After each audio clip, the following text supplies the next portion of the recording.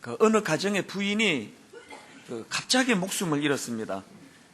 뭐 요즘에는 이제 장례를 다 병원에서 다 치르지만 옛날에는 가정에서 장례를 치르는데 이제 모든 이제 시간이 다 지나고 발인을 해야 되는 상황입니다. 그런데 문제는 그 관이 엘리베이터 안에 들어가지지가 않는 겁니다. 그래서 이제 할 수 없이 장정들이 여러 명 이제 그 관을 들고 가는데 이 평형을 유지하기가 얼마나 어렵습니까? 조심조심 이제 관을 들고 계단을 이렇게 이제 가는데 아무리 조심을 해도 이렇게 그 코너를 돌 때마다 자꾸 관이 부딪혀가지고 덜컹덜컹 이제 참 마음 아픈 일이에요. 그렇게 조심조심 이제 1층까지 다 왔는데 천신만고 끝 1층에 내려왔는데 갑자기 관 속에서 사람 소리가 들리는 거예요. 그 부인이 깨어났습니다. 관이 하도 이리저리 부딪히고 가는 과정에서 자극을 받아 그랬는지 그렇게 깨어났어요. 그래서 이제 어떡합니까? 도로 올라가자. 그래서 다 올라갔는데 이 부인이 이제 자기 집에 들어가더니 숨 한 번 몰아쉬더니 또 죽었습니다. 그래서 이제 다시 이제 또 장례를 치러야 되니까 관을 들고 다시 또 내려가는데 갑자기 남편이 앞장서더니 내가 진두지휘하겠다. 부딪히지 않도록 조심해라고.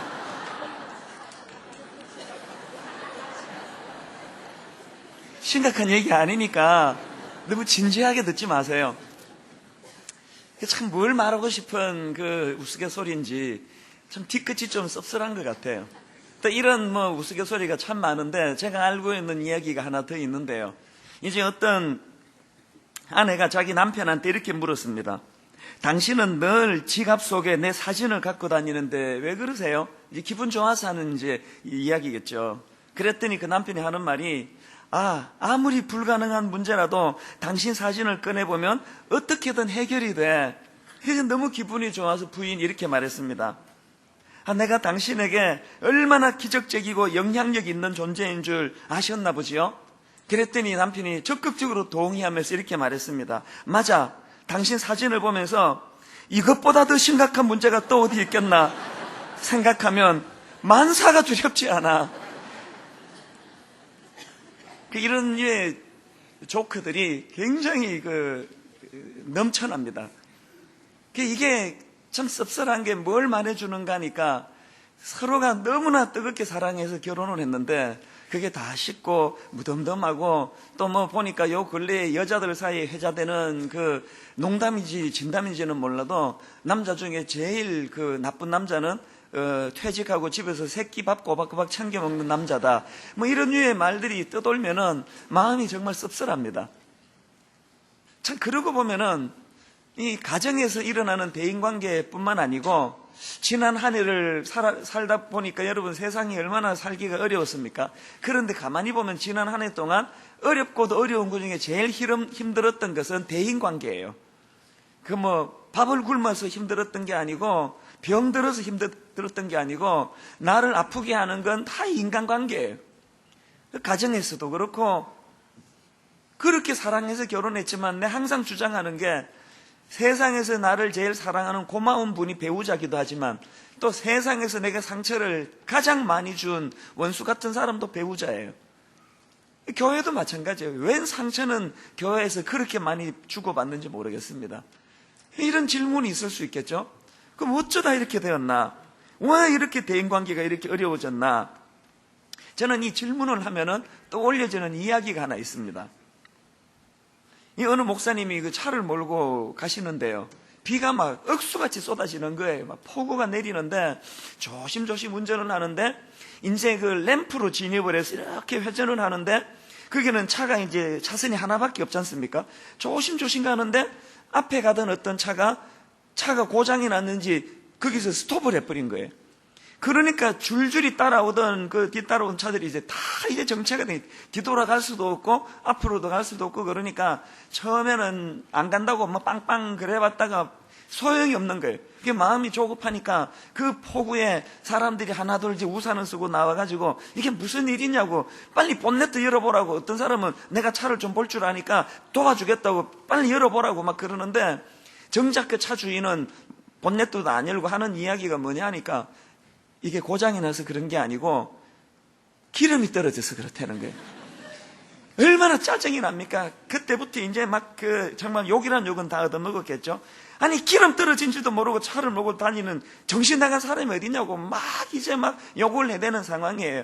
그러니까 얼마나 난감하겠습니까? 그 사람이 나지막하게 하는 말이 사실은 그 기름, 저는 계기판이 고장이 나서 자기도 몰랐다는 거예요. 그 목사님이 이제 여럿 중에 한 사람으로 있으면서 그 광경을 지켜보시면서 무슨 생각을 했냐 하니까, 오늘 우리 인간들 세계에서 일어나고 있는 모든 혼란, 어수선함, 다 이 문제다. 그러면서 이 목사님이 하시는 말씀이, 오늘 우리 인간들에게 이 양심이라고 하는 계기판이 고장이 났기 때문에 세상이 이렇게 혼란하고 복잡해졌다. 그런 이야기를 하시는 거예요. 그래서 제가 듣고 보니까 그게 너무 공감이 가는 이야기예요. 사실 우리 모든 사람들에게는 각자 나름대로의 양심이 있지 않습니까? 우리가 짐승이 아니잖아요. 나름대로 도덕성이 있고 양심이 있고 남에게 패기치지 않으려고 애쓰는 이런 게 다 있지만, 그런데 왜 결과는 이렇게 상처를 주고받는 이런 일이 일어나느냐는 거예요. 왜 그러냐 하니까, 내가 굳게 믿고 있는 이 계기판이 사실은 고장난 계기판이에요. 내 양심이 세상에서 제일 반듯한 것 같지만 그건 공평하지 않은 계기판이에요. 교회는요, 상처 제조기예요.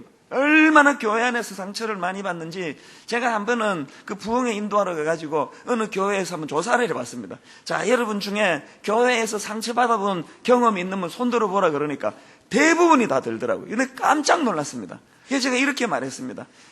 여러분 교회에서 상처를 정말 많이 받으셨네요.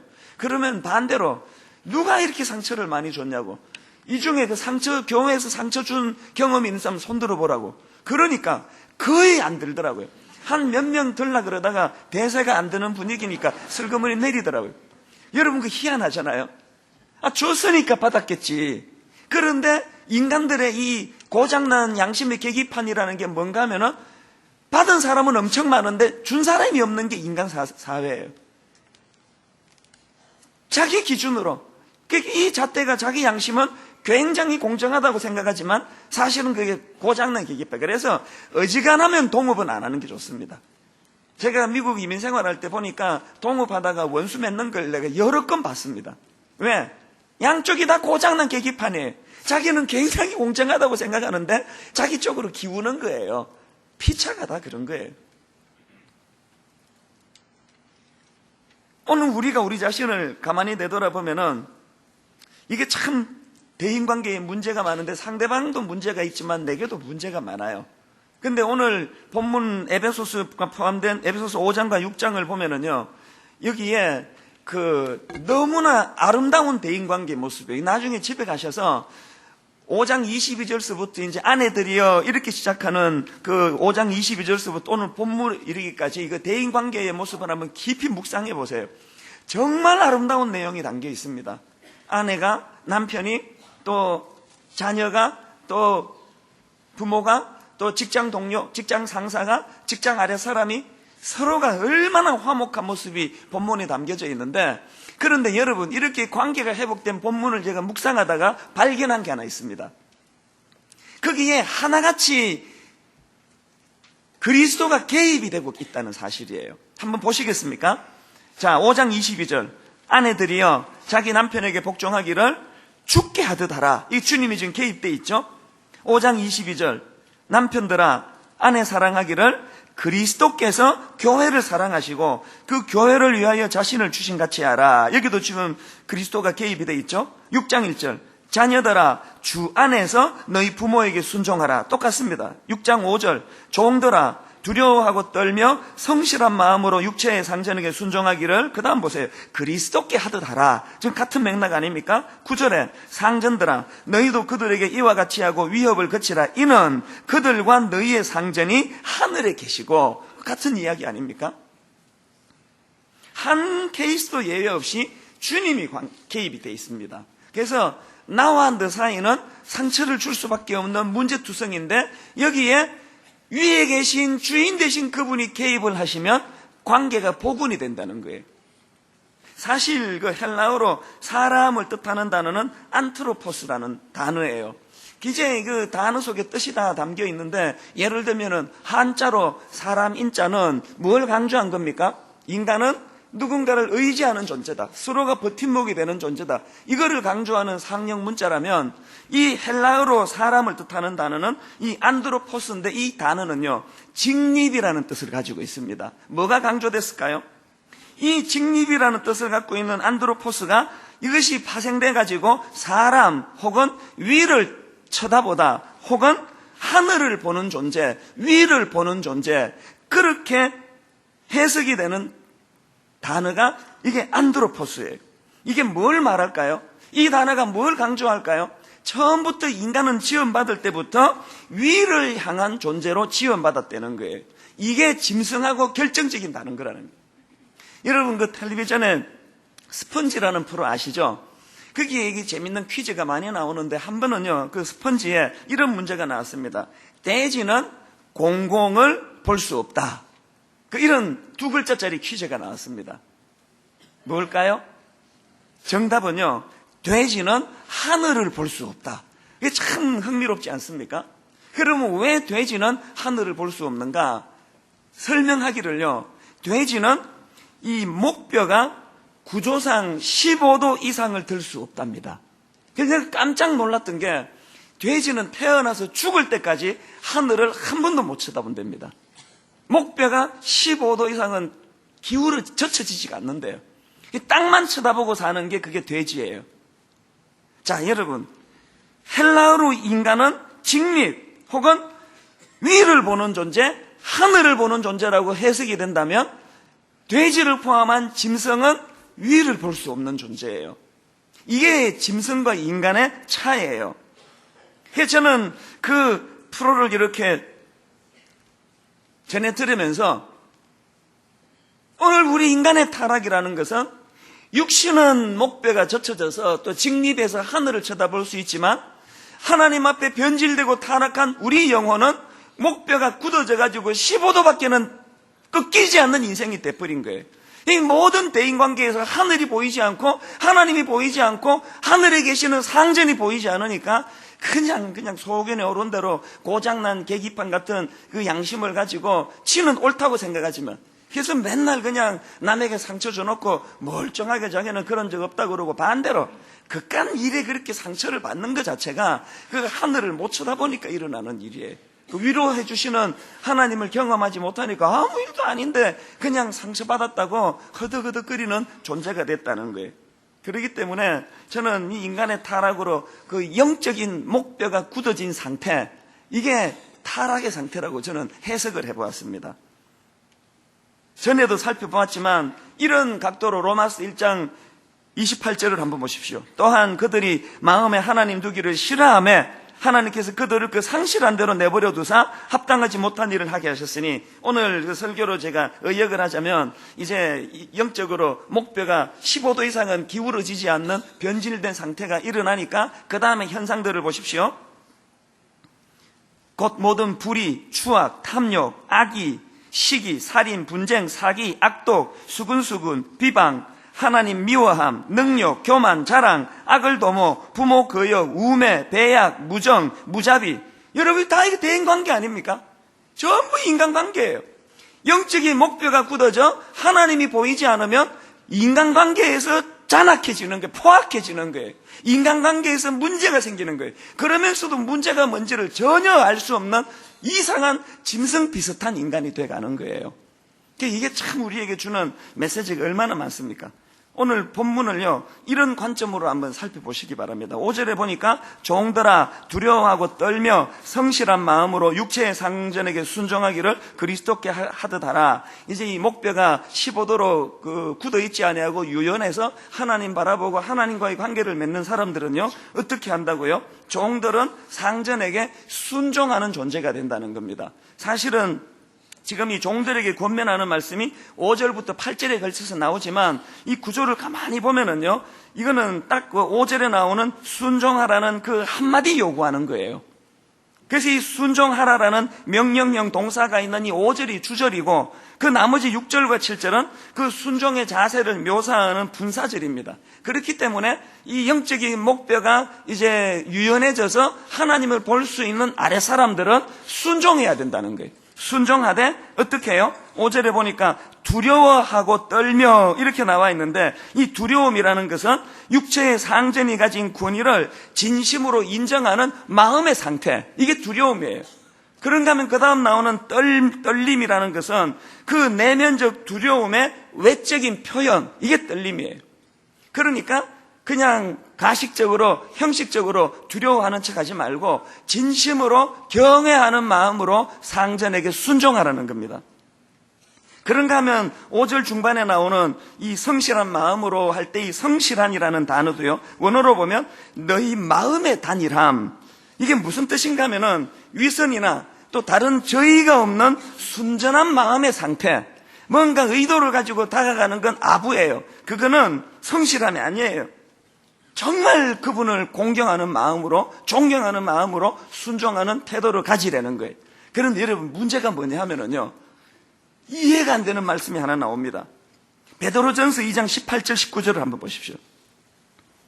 사관들아, 범사에 두려워함으로 주인들에게 순종하되 어떤 사람에게만 하지 말라고요? 선하고 관용하는 자들에게만 아니라, 그 다음 보세요. 또한 까다로운 자들에게도 그리하라. 여기서 까다롭다는 것은요, 원어로 보면 구부러졌다, 또 패역하다, 또 공평하지 않다.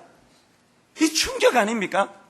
우리가 입에 발린 것처럼 아부하지 말고 마음 깊이 존경심을 가지고 윗사람에게 순종하는데, 그 윗사람이 어떨 때 존경받을 만한 사람만이 아니라 패역하고 웃기지도 않고 인간 말종 같은 그런 사람에게도 순종하라는 거예요. 이제 이런 말씀 앞에 많은 우리 젊은 사람들은 또 시험에 빠질 거예요. 성경이 그런 거였나? 어떻게 그런 불의한 그 상전에게 내가 순종할 수 있나? 그것도 마음을 다해서. 근데 여러분, 그 열받으시겠지만 조금만 참고 그 다음 구절을 한번 보시기 바랍니다. 구절을 한번 보세요. 구절에 보니까 상전들아, 너희도 그들에게 이와 같이 하고. 그러니까 우리의 선입견을 버려야 되는 게요, 이 세상의 악한 구조는 권세자가 그 피권세자를 억누르고 압박하고 내가 뭐 존경을 받을 수 있든지 없든지 총칼 앞에 니들은 무조건 굴복해야 돼, 이것을 성경이 말하는 게 아니고, 이 성경의 말씀은 그 상전이 어떠하든 그 아래 사람이 어떠하든 우리가 살펴보고 있는 에베소서 5장 21절에 나오는 피차 복종의 정신을 가지려는 거예요. 그래서 우리가 깨달아야 되는 건, 우리 젊은 사람, 또 우리 자녀들, 또 우리 아랫사람, 또 우리 교회의 젊은 교역자들은 그 상전들에게 묻지도 말고 따지지도 말고 순종하려는 노력을 해야 된다는 거예요. 그런가 하면은 윗사람들, 우리 아버지 어머니, 또 담임 목사, 또 사장님, 이런 분들은 그런 아랫사람들이 기꺼이 순종하기에 갈등을 유발시키지 않는 진정한 어른이 되라고 그렇게 성경은 말씀하시는. 그리고 그 피차 복종의 정신으로 니들도 아랫사람에게, 젊은 사람에게, 너희 자녀에게 피차 순종하는 태도를 가져라. 우리가 성경대로만 살았으면은요, 오늘 한국 사회가 이렇게 빈부 간에, 또 노사 간에, 또 부모 자녀 간에 이런 갈등은 없었으리라고 저는 생각합니다. 이게 성경이 가르치는 원리예요. 제가 오늘 이 본문의 핵심이 바로 이 부분인데요, 제가 이 부분을 조금 더 강하게 살펴보기를 원하는데, 그 신약에 보면은 이 종이라는 단어가, 노예라는 단어가 두 단어예요. 두 가지 종류의 단어가 있습니다.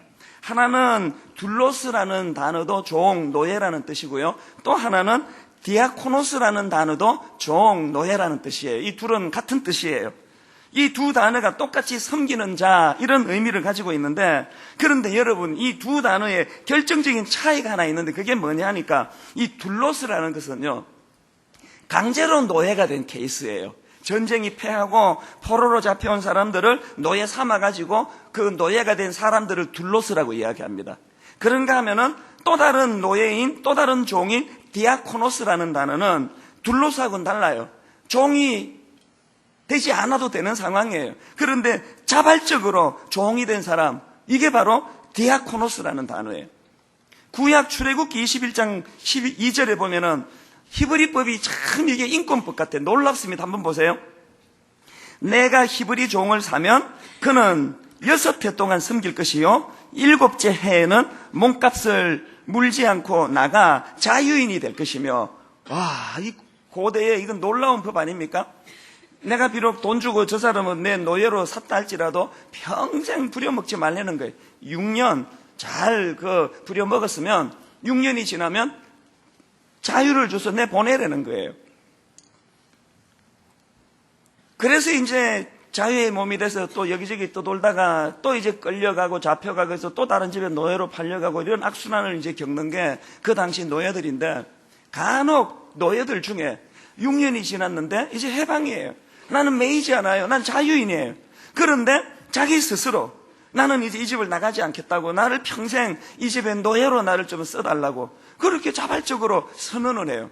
그러면 이제 요즘으로 치면 그 법원 같은 데 데리고 갑니다. 21장 5절 6절이 그 얘기입니다. 한번 들어보십시오. 만일 종이 분명히 말하기를 내가 상전과 내 처자를 사랑하니 나가서 자유인이 되지 않겠노라 하면 상전이 그를 데리고 재판장에게로 갈 것이요, 또 그를 문이나 문설주 앞으로 데리고 가서 그것에다가 송곳으로 그의 귀를 뚫을 것이라. 그는 종신토록 그 상전을 섬기리라. 종신토록 노예가 되는 건 둘로서랑 똑같지만 이 귀에 자국이 있는 귀를 뚫은 그 노예는 둘로스가 아니에요. 자발적인 노예, 디아코노스라는 것입니다. 그래서 이제 디아코노스와 둘로스가 둘 다 종이지만 이 둘의 차이는 하나는 타의에 의한 것, 하나는 본인에 의한 것, 자발성의 문제예요. 그리고 더 중요한 차이는 뭐냐면은 이 디아코노스라는 노예의 그 자발성은 어디서 기인한 것이냐. 출애굽기 21장 5절을 다시 보세요. 만일 종이 분명히 말하기를 내가 상전과 처자를 어떻게 했다고요? 사랑해서. 그래서 여러분, 이 디아코노스의 핵심은 사랑의 정신이에요. 내가 얼마든지 자유인이 될 수 있고 나는 억압으로부터 자유할 수 있지만 사랑의 정신에 기인해서 스스로 노예가 되는 게, 이게 바로 디아코노스예요. 그런데 놀라운 게 뭔지 아십니까? 신약으로 와서 자발적으로 사랑의 정신으로 디아코노스의 삶을 살았던 분이 계시는데 예수 그리스도세요. 마태복음 20장 28절을 보십시오. 인자가 온 것은 섬김을 받으려 함이 아니라 도리어 섬기려 하고 자기 목숨을 많은 사람의 대속물로 주려 함이라. 여기 나오는 섬김을 할 때 섬김, 또 섬기려 하고, 여기에 해당되는 단어들이 원어로 보면 모두가 다 디아코노스의 동사형입니다. 디아코네오라는 단어예요. 하나님의 아들이신 예수 그리스도께서 우리를 향하신 그 뜨거운 사랑의 정신으로 말미암아 자발적으로 노예가 되신 거예요. 자발적으로 디아코네오가 된 거예요. 그리고는 우리에게 그것을 요구하세요. 빌립보서 2장 5절에 너희 안에 이 마음을 품으라. 곧 그리스도 예수의 마음이니. 여기서 품어야 될 예수님의 마음이 뭘까요? 디아코노스의 마음 아니겠습니까? 이거 한 구절만 봐도 오늘 이 땅의 기독교는 변질했습니다. 이 한 구절만으로도 이 땅의 기독교는 너무나 변질했습니다. 반박하실 수 있겠습니까? 기독교의 핵심은 자발적인 사랑의 정신으로 디아코노스가 되는 길이에요. 다락방이 왜 필요한지 아십니까? 성경 공부 딴 데 가서 해도 돼요. 큐티 나눔 혼자 해도 돼요. 다락방은 그런 성경 공부하려고 모인 데가 아닙니다. 다락방은 세상으로 나가 내가 온전한 디아코노스, 사랑에 기인한 자발적인 노예로 삶을 사는 일에 있어서 연습하는 장소가 그게 다락방이에요. 근데 여러분, 지난 한 해를 돌아보세요. 세상에 무슨 잡음이 다락방 안에 그렇게 많이 들립니까?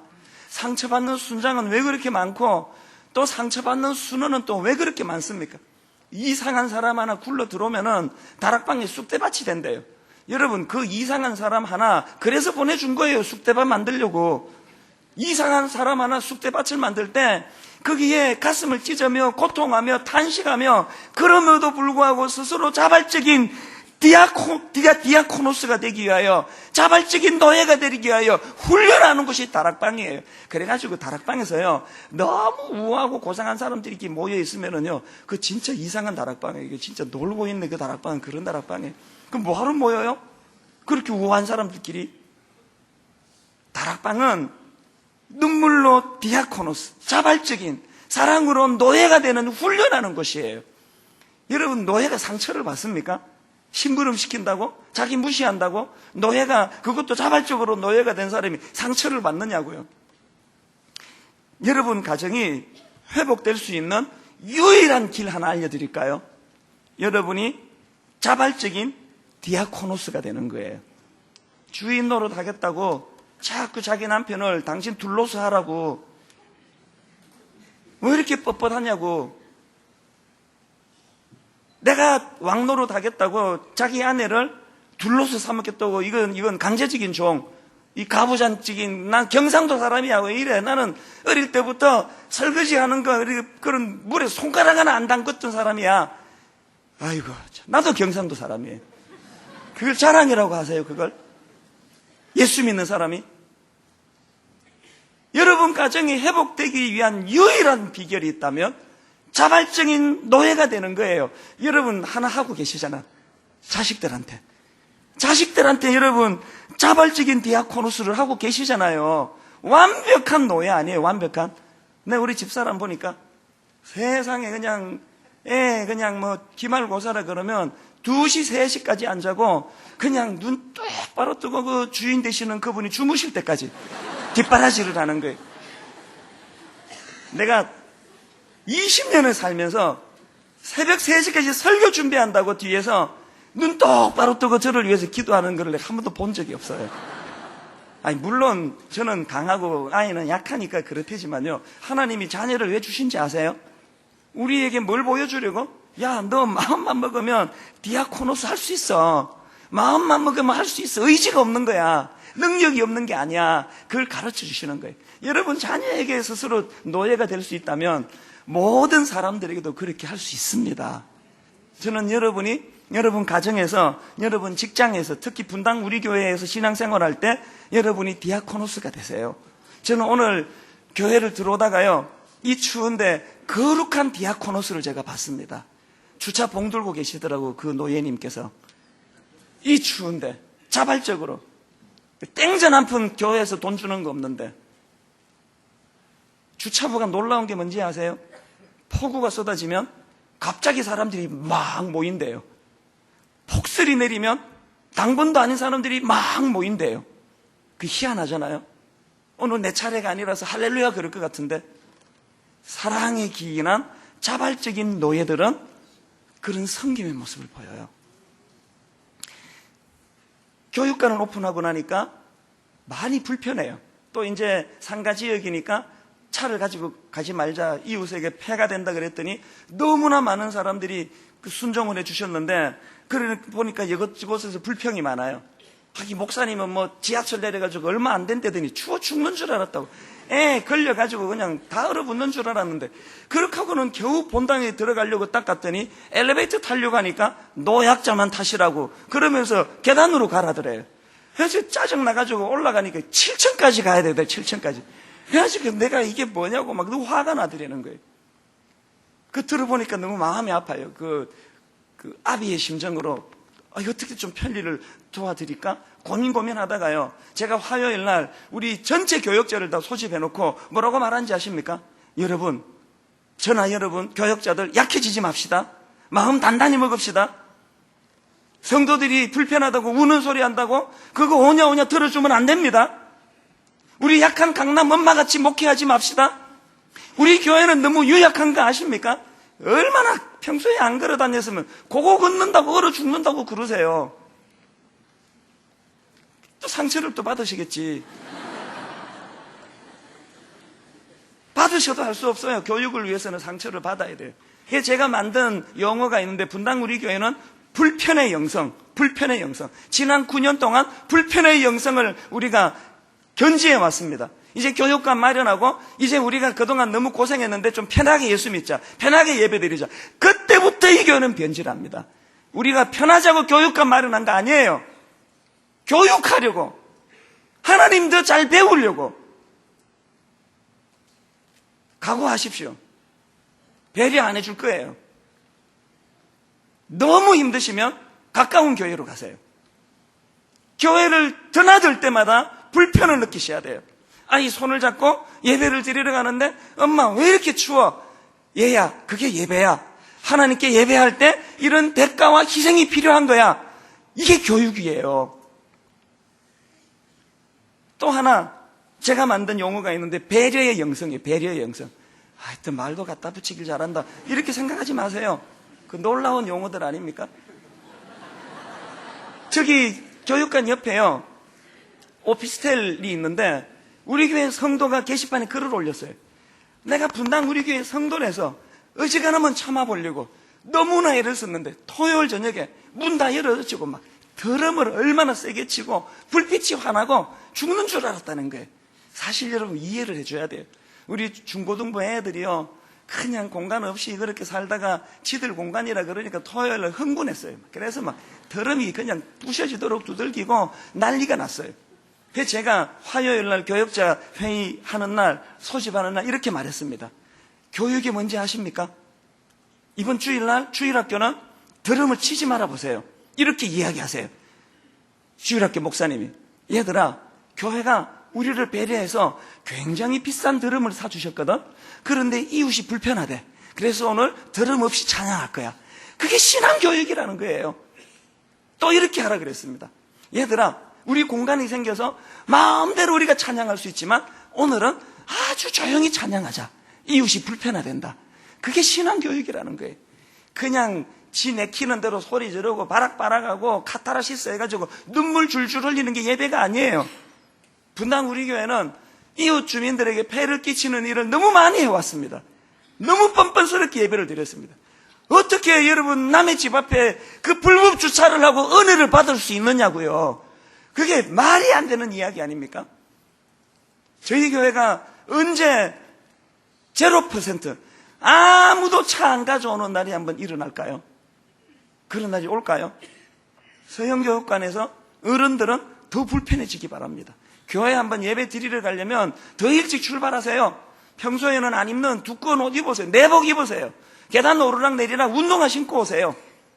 불편의 영성, 배려의 영성, 양보의 영성. 이것이 오늘 본문이 우리에게 가르쳐주는 자발적으로 사랑으로 노예된 자들의 모습이에요. 그런데 여러분 여기 흥미로운 게 하나 있는데요.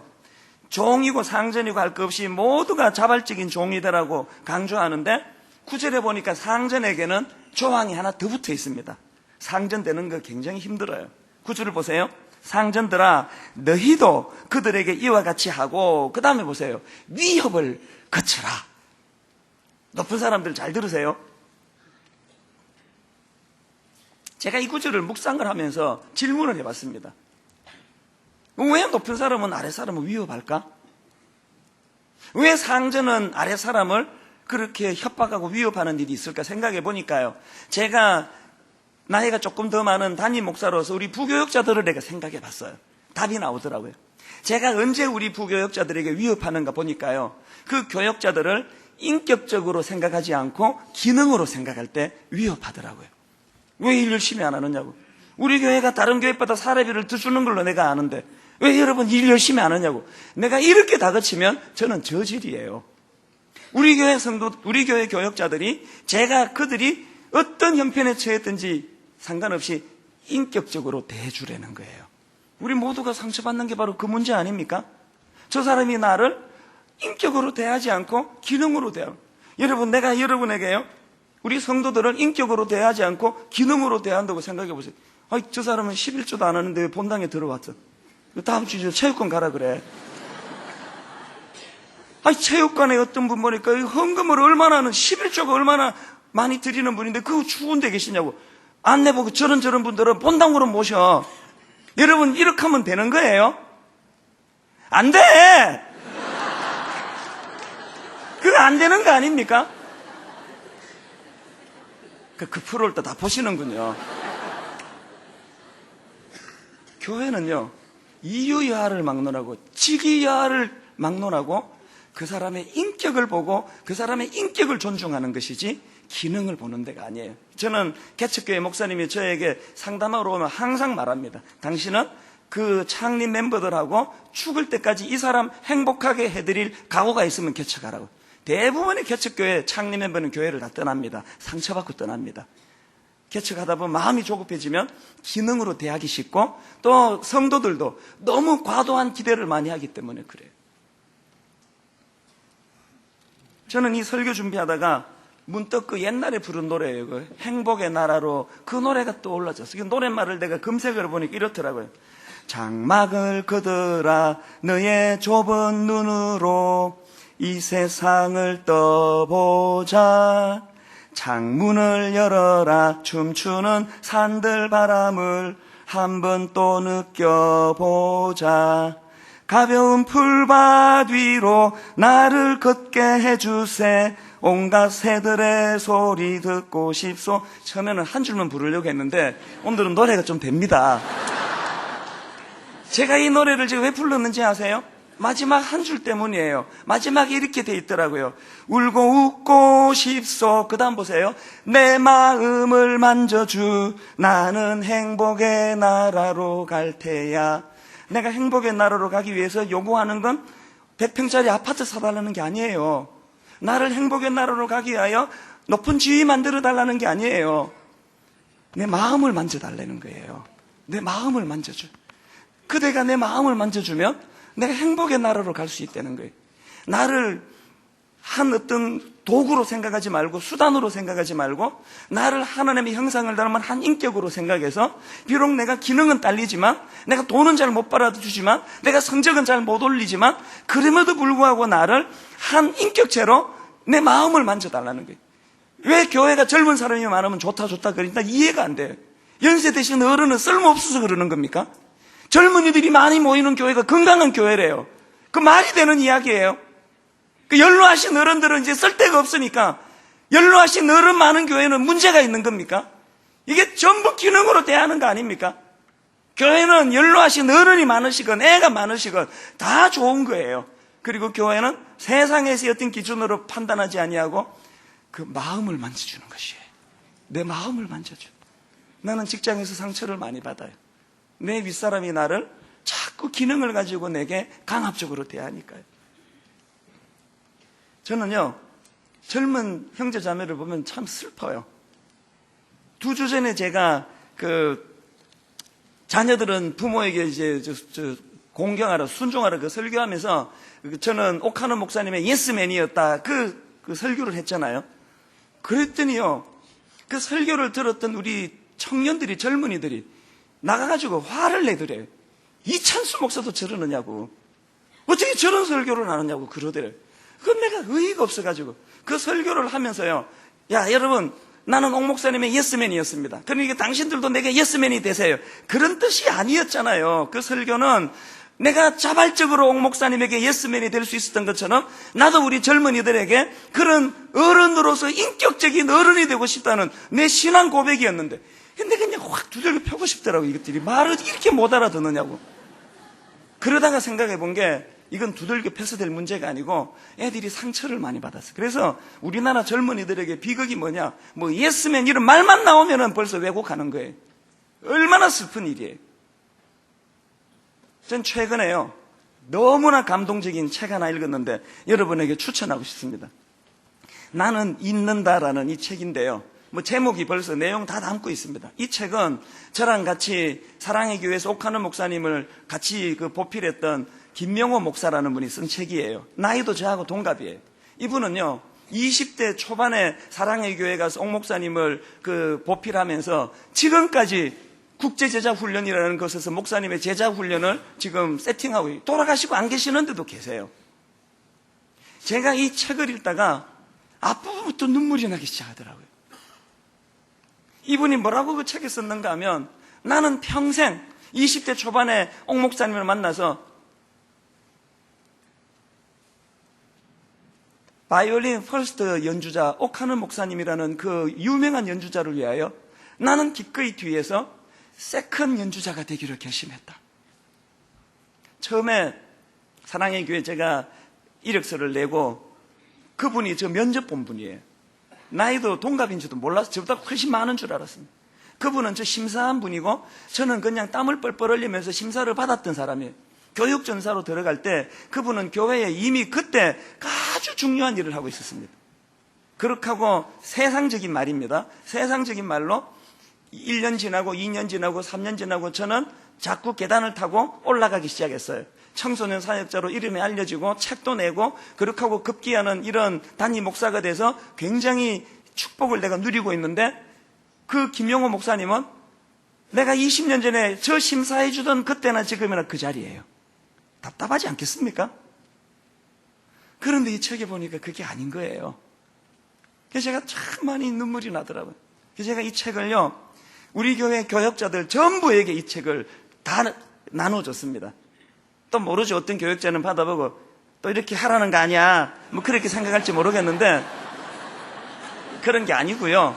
아니 진짜 그런 게 아니고, 제가 이 책에서 옥하는 목사님의 리더십을 다시 한번 제가 상기를 하면서 내가 이제 책을 나눠주고 나서 그런 얘기를 했어요. 이 책을 나눠주는 이유는 내가 이 책에 나오는 옥하는 목사님처럼 한 번 더 노력해 보겠다는 뜻이다. 여러분이 나를 감시해 달라. 여러분, 상전들은 상호 복종의 정신을 훈련해야 됩니다. 아래 사람들은 어떻게 해요? 이유야를 막론하고 존경스럽지 않은 윗사람이라 할지라도 우리가 순종하고 공경할 때 그 강팍한 윗사람도 변화될 줄 믿습니다. 이게 기독교의 핵심입니다. 결론을 맺으려고 합니다. 예수님께서 우리에게 보여주신 가장 중요한 모범, 디아코노스, 자발적인 노예, 사랑을 근거한 노예, 그 길을 우리가 따라가기를 주님이 원하십니다. 우리 이 찬양 같이 부르실 때 성령님 진정 저에게 디아코노스의 은혜를, 자발적 노예의 은혜를 주시옵소서. 함께 찬양하시겠습니다. 거룩하신 성령이여. 우리 손뼉치면서 하나님 앞에 갈망하며 찬양합니다. 거룩하신 성령이여. 거룩하신 성령이여. 우리에게 임하소서.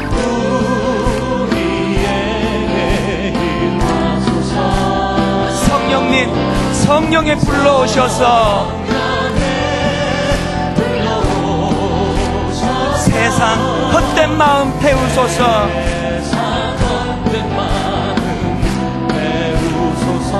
손 들고 주를 바랄 때 갈망합니다. 성령이여. 갈망합니다. 성령이여. 갈망합니다. 성령이여. 임하소서. 여러분, 찬양은요, 곡조 있는 기도예요. 여기에 있는 것처럼 성령이 불러오셔서 세상 헛된 마음 태우소서 할 때 여러분 태워버려야 될 그 찌꺼기가 뭔지를 다 떠올리세요. 토해내세요. 여러분, 뭘 태워야 될까요? 내 행복을 위하여 내 주변 사람을 둘러서 삼으려는 그 악한 태도, 내 유익을 위해서 내 주변 사람들 모두를 노예 삼으려고 하는, 둘러서 만들려고 하는 내 이 태도를 다 태워버리고 주님이 본을 보여주신 것처럼 내가 디아코노스의 자리로 들어가기를 갈망하는 태도, 이게 성령 충만한 우리가 구해야 되는 덕목이에요. 믿음 좋아 보이는 여러분 고맙습니다만 더 낮아져야 돼요. 더 내려가야 돼요. 권리를 포기하셔야 돼요. 교회에서 상처받았다는 말은 더 이상 하시면 안 되는 거예요. 노예에게는, 사랑으로 자발적으로 노예된 분에게는 상처가 없어야 됩니다. 없기를 바랍니다. 우리 다 자리에서 일어나셔서 우리 갈망하면서 하나님, 내 안에는 선한 게 나올 수 없사오니 성령님을 의지합니다. 오늘 내게 능력을 주셔서 세상 헛된 마음 태우기 원합니다. 찬양합니다. 거룩하신 성령이여. 거룩하신 성령이여. 우리에게 임하소서. 우리에게 임하소서. 성령에 불러오셔서. 여러분, 이렇게 선포하셔야 됩니다. 세상 헛된 마음 태우소서. 세상 헛된 마음 태우소서. 손 들고 주를 바랄 때 나는 할 수 없지만 성령님 오셔서 하시옵소서. 성령이여. 성령이여. 성령이여. 거룩하신 성령이여. 거룩하신 임하소서.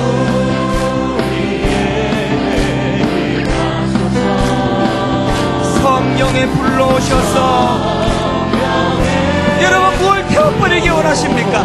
세상 헛된 마음 태우소서. 마음을 다하여 갈망하며 고백합니다. 손들고 주를 바랄 때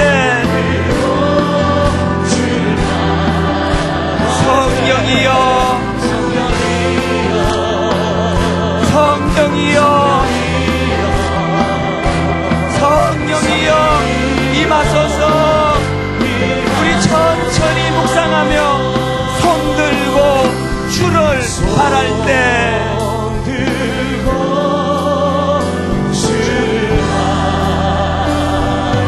간절히 원합니다. 성령이여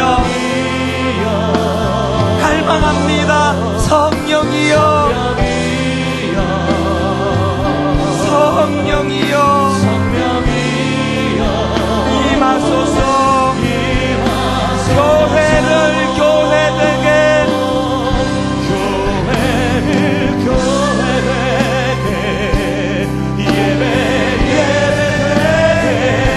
우리를 사용하소서. 진정한 부흥의 날 오늘 임하도록 우리를 사용하소서. 여러분 언제 진정한 부흥이 일어날까요? 우리 모두가 디아코노스로 내려갈 때 부흥이 임합니다. 교회를 교회되게 예배를 예배되게 우리를 사용하소서. 진정한 부흥의 날 오늘 임하도록 우리를 사용하소서. 사모하십시오. 우리에겐 소원이 하나 있네. 우리에겐 소원이 하나 있네. 무슨 소원입니까? 주님 다시 오실 그날까지 다시 오실 그날까지 우리 가슴에 새긴 주의 십자가 사랑 가슴에 새긴 주의 십자가 사랑 나의 교회를 사랑케 하네. 교회를 사랑케 하네. 주의 교회를 향한 우리 마음. 여러분 교회를 향한 우리 마음이 어떠해야 됩니까? 디아코노스예요. 희생과 포기와 가난과 고난 하물며 죽음조차 우리를 막을 수 없네. 우리 교회는 이 땅의 희망. 모두가 디아코노스가 되며 자발적인 노예가 되며 주님 앞에 나아갑니다. 교회를 교회되게 예배를 예배되게 우리를 사용하소서. 진정한 부흥의 날 오늘 임하도록 우리를 사용하소서. 우리 한 목소리를 같이 기도하십니다. 하나님 아버지, 내가 진정 하나님 사랑으로, 내가 진정 자발적으로 주님 디아코노스 노예의 자리로 내려갈 때 우리 가정이 회복될 줄 믿습니다. 내가 진정 하나님 자발적으로 노예의 자리로 내려가 섬길 때 이 교회의 부흥이 일어날 줄 믿습니다.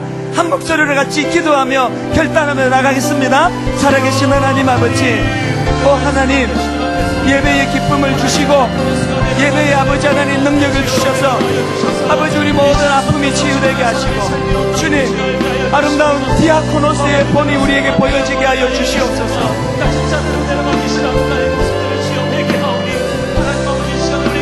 존귀하신 하나님은 열망합니다.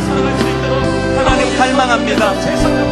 예수 그리스도 친히 노예가 되셔서 디아코노스의 자리로 내려가셔서 우리에게 본이 되어주셨는데 우리의 믿음에 주여 그 아름다운 본이 일어나게 하여 주시옵소서. 기꺼이 자발적으로 사랑으로 낮은 자리로 내려가기를 원하오니 주님 인도하여 주시옵소서. 하나님 인도하여 주시옵소서. 우리를 또한 사용하여 주시옵소서. 그런